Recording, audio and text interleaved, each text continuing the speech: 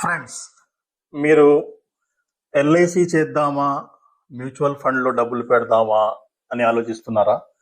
Mutual ఫండ్లో లేకపోతే share మార్కెట్లో డబ్బులు పెడితే ఎక్కువ వస్తాయి అనే ఫీలింగ్లో ఉన్నారా? అయితే మీరు ఒకటి గుర్తుపెట్టుకోండి, ఎక్కువ డబ్బులు వస్తాయి అన్న చోట రిస్క్ ఉంటుంది. ఆ రిస్క్ని బేర్ చేసే కెపాసిటీ ఉంటే అప్పుడు దాంట్లో అడుగు పెట్టండి. లైఫ్ ఇన్సూరెన్స్ అనేది లాంగ్ టర్మ్లో తీసుకుంటే లాంగ్ టర్మ్ అవసరాలకు మనకు పనికొస్తుంది.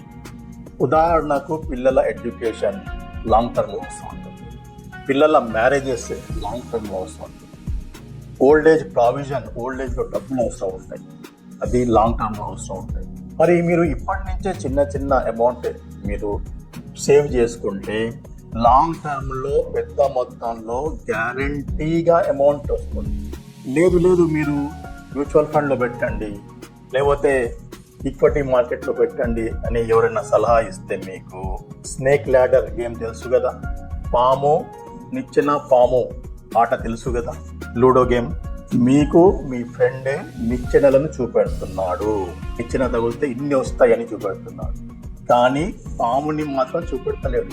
99 దగ్గర పాము కాటేస్తే 0కి వస్తుంది. లాంగ్ టర్మ్ అవసరాలకు పెద్ద మొత్తంలో కావాలనుకుంటే మీరు లాంగ్ టర్మ్లో గ్యారంటీగా డబ్బులు వచ్చే వాటిలో పెట్టాలి. ఈ విషయం మీరు గుర్తుపెట్టుకోండి. ముందు వీడియో పంపించిన ఎల్ఐసి అడ్వైజర్కు, ఎల్ఐసి ఏజెంట్కు ఫోన్ చేసి పిలవండి, ఎల్ఐసి పాలసీ తీసుకోండి, మంచి పాలసీ. ఆ తర్వాత మీ దగ్గర కెపాసిటీ ఉంటే అప్పుడు మీరు రిస్క్ ఉన్న వాటిలో డబ్బులు ఇన్వెస్ట్ చేయండి. Thank you.